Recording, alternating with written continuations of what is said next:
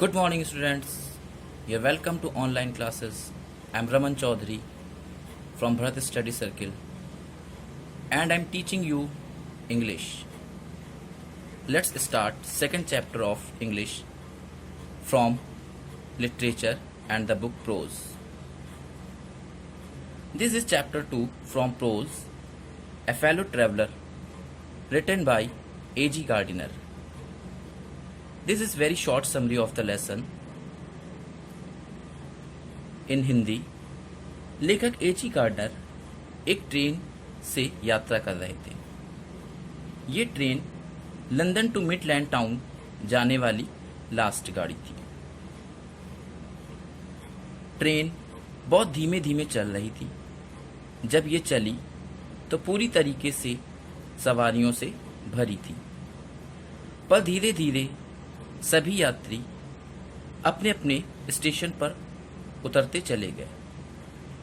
सिर्फ लेखक अकेले ही ट्रेन में बचा था. अब लेखक ने ये फील किया कि वो ट्रेन में पूरी तरह से अकेले है. वह कुछ भी करने के लिए पूरी तरीके से आज़ाद था. वो गाना गा सकता था, डांस कर सकता था और अपने ट्रेन के कंपार्टमेंट की खिड़की और दरवाज़ों को बार बार खोल सकता था और बंद कर सकता था. यानी कि लेखक पूरी तरीके से आज़ाद था. वो अपने ट्रेन के कंपार्टमेंट में गाना गा सकता था, डांस कर सकता था, विंडोज़ को बार बार खोल सकता था, बंद कर सकता था और कंपार्टमेंट के दरवाज़ों को भी खोल बंद सकता था. पर लेखक ने इसमें से ऐसी कोई भी चीज़ नहीं की. तभी सडनली एक मॉस्किटो आया और लेखक की नाक पर बैठ गया. लेखक ने उसे अपनी नाक से उड़ाया. वो डिब्बे का पूरा एक चक्कर लगा करके फिर वापस आकर के उसकी गर्दन पर बैठ गया. यानी कि मॉस्किटो ने पूरा चक्कर लगाने के बाद उसे कोई भी चीज़ इंटरेस्टिंग नहीं लगी. वो वापस आकर के राइटर की गर्दन पर फिर से बैठ गया. मॉस्किटो लगातार लेखक को परेशान करता जा रहा था और उसको इरिटेट कर रहा था और उसे नाराज करने की कोशिश कर रहा था. राइटर उसकी इस हरकत को बहुत देर तक सहन नहीं कर पाया और उसने डिसाइड किया कि वो अब उसे मौत की सजा देगा. उसने ऐसा सोच लिया. राइटर ने उस पर आवारा होने, जनता को परेशान करने का आरोप भी लगाया, पर लेखक ने उस पर जोर से प्रहार किया, लेकिन वह बच निकला. राइटर ने उसको मारने की कोशिश की, लेकिन वो बच निकला. उसके इस व्यवहार से लेखक को बहुत ही इंसल्टिंग फील हुई और कुछ देर बाद लेखक ने ऐसा फील किया कि वो मॉस्किटो उसके साथ खेल रहा था और थोड़ा सा एंटरटेनमेंट भी चाहता था. यानी मॉस्किटो उसके साथ थोड़ा सा एंटरटेन करना चाहता था. राइटर ने उसे अपनी बराबरी का माना और खुद को जो सुपीरियर होने की फीलिंग राइटर के अंदर भरी हुई थी वो धीरे धीरे से कम होने लगी. यानी कि लेखक जो अपने को उससे ज़्यादा सुपीरियर समझ रहा था, ऐसी फीलिंग राइटर की धीरे धीरे कम होने लगी. राइटर उसके प्रति थोड़ा सा काइंड हो गया और उसके मन में अच्छी फीलिंग भी आ गई उस मॉस्किटो के लिए. उसने मॉस्किटो को जो मौत की सज़ा दी थी उसको भी वापस ले लिया और उसे क्षमा करने का निश्चय भी कर लिया. कुछ देर बाद पॉटर कुली आए और उन्होंने स्टेशन पर अपना संकेत दिया, हिंट दिया कि यह राइटर का स्टेशन आ चुका था. जब राइटर उस कंपार्टमेंट से बाहर निकला तो उसने अपने फेलो ट्रेवलर को लैंप के चारों ओर चक्कर काटते हुए देखा. And this is short question answers. Chapter 2, A Fellow Traveler. Question number 1. What is, according to A.G. Gardner, is the present sense of freedom about being alone in a compartment? यानी लेखक के हिसाब से कंपार्टमेंट में अकेले होने का क्या सुखद आनंद हो सकता है. Answer is, according to A.G. Gardner, the pleasant sense of freedom about being alone in a compartment is that the passenger is free to do whatever he likes without provoking a protest. A.G. Gardner के हिसाब से डिब्बे में अकेले होने का एक सुखद ही आनंद होता है। पैसेंजर पूरी तरीके से फ्री होता है, जो वो चाहे वो कर सकता है बिना किसी विरोध के। यानी A.G. गार्डनर के हिसाब से ट्रेन के कंपार्टमेंट में अकेले होने का एक सुखद ही आनंद था। इंसान जो चाहे वो कर सकता है बिना किसी विरोध के। Question number 2, who was A.G. Gardner's fellow traveller? A.G. Gardner का फेलो ट्रेवलर कौन था?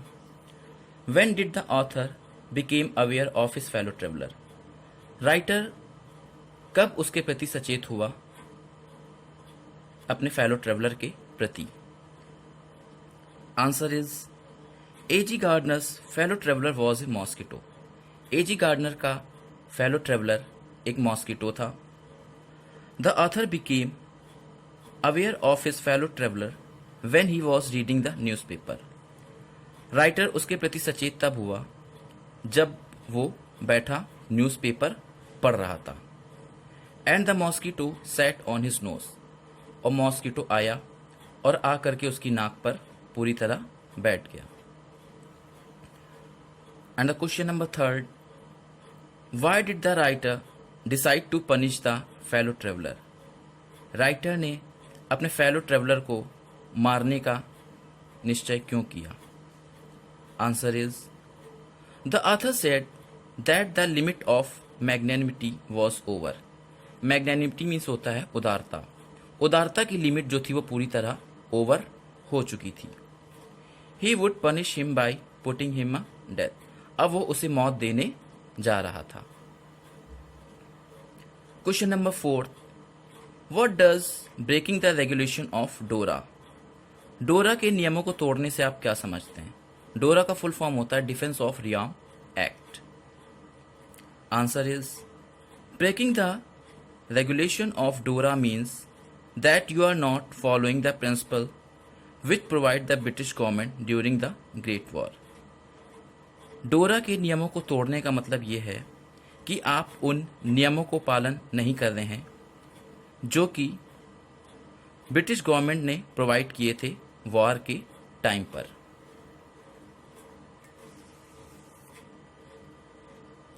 Question number 5, when did the author A.G. Gardner feel that he was not superior to the mosquito?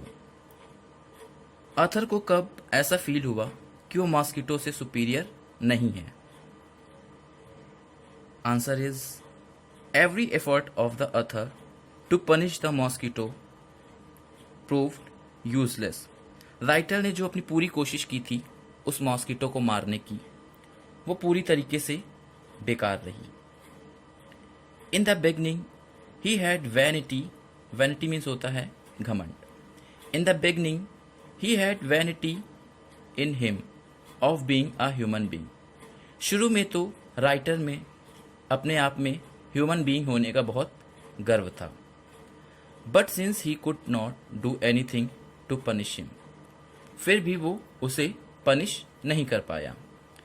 His superiority began to fade away from him, और उसके अपने अंदर की जो superiority थी वो धीरे धीरे फेड होने लगी और हल्की पड़ने लगी। Exercises, fill the correct word. 1, he played false me openly. इसमें क्या फिल होगा? वो मेरे साथ खेल रहा था। जब किसी पर्सन की बात करते हैं तो वहां पर विथ प्रीपोजिशन का यूज करेंगे। He played false with me openly. 2, magnanimity and mercy were the noblest dash of man. दयालुता और उदारता मनुष्य की सबसे अच्छी क्या है? एट्रीब्यूट्स। Attributes means quality. तो magnanimity and mercy were the noblest attributes of man. Question number 3, I condemn you to death, मैं तुम्हें मौत देता हूँ।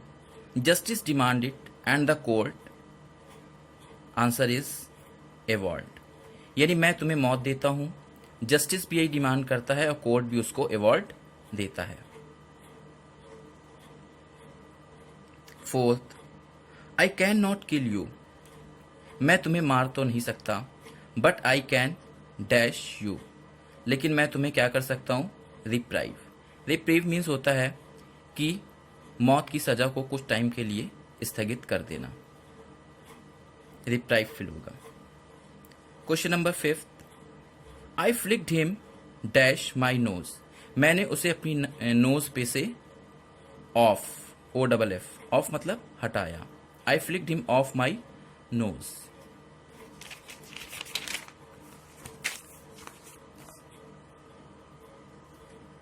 This is 6 number question, I don't know which of us got into the first, मुझे नहीं पता हम में से पहले कौन आया, कहाँ पर, कैरेज यानी ट्रेन के डिब्बे में। 7, I felt my heart warming towards him and the sense of superiority dash, यानी मैंने अपने दिल में उसके प्रति थोड़ी सी दयालुता फील की और जो मेरे अंदर सुपियोरिटी की फीलिंग थी वो क्या होने लगी, धीरे धीरे फेडिंग, फेडिंग मतलब गायब होने लगी। 8 number, I begin to enter the dash of fellow, मैंने अपने फेलो ट्रेवलर की स्पिरिट, स्पिरिट मतलब होता है मनोदशा को जानने की कोशिश की। Thank you.